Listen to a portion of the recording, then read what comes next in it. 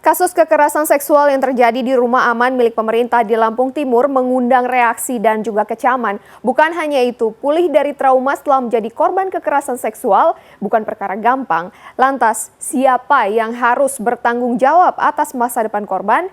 Kami akan ulas dalam laporan khas redaksi kali ini.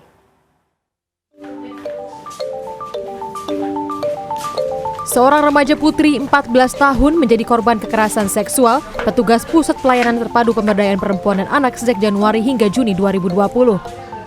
Ironisnya hal itu terjadi saat korban sebelumnya menjadi korban kekerasan seksual dan sedang menjalani pemulihan di rumah aman milik pemerintah tersebut. Masyarakat geram, sejumlah pengguna media sosial mengecam aksi amoral itu. Warganet menyayangkan penyalahgunaan peran perlindungan P2TP2A dan menyaksikan keamanan dalam rumah aman ini. Komisi Perlindungan Anak Indonesia mengecam aksi predator yang dilakukan pejabat perlindungan anak dan perempuan Lampung terhadap anak di bawah umur. Korban yang ketika itu dititipkan di rumah aman yang seharusnya dijaga dan diberi perlindungan malah dijadikan korban pemuas nafsu bejat pejabat perlindungan anak tersebut.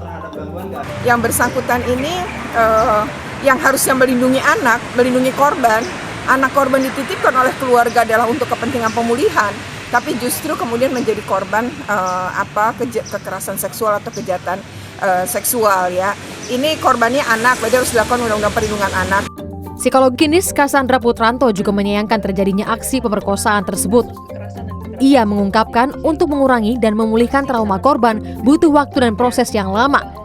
Setiap psikolog juga memiliki teknik yang berbeda-beda, salah satunya dengan trauma healing. Tapi itu tekniknya beda-beda. Contoh misalnya ada yang pakai EMDR, ada yang pakai trauma healing, ada yang pakai forgiveness therapy, ada yang pakai macam-macam, ada yang pakai photo voice gitu. Nah, tapi pada prinsipnya adalah psikolog bekerja mengurangi gejala-gejala satu.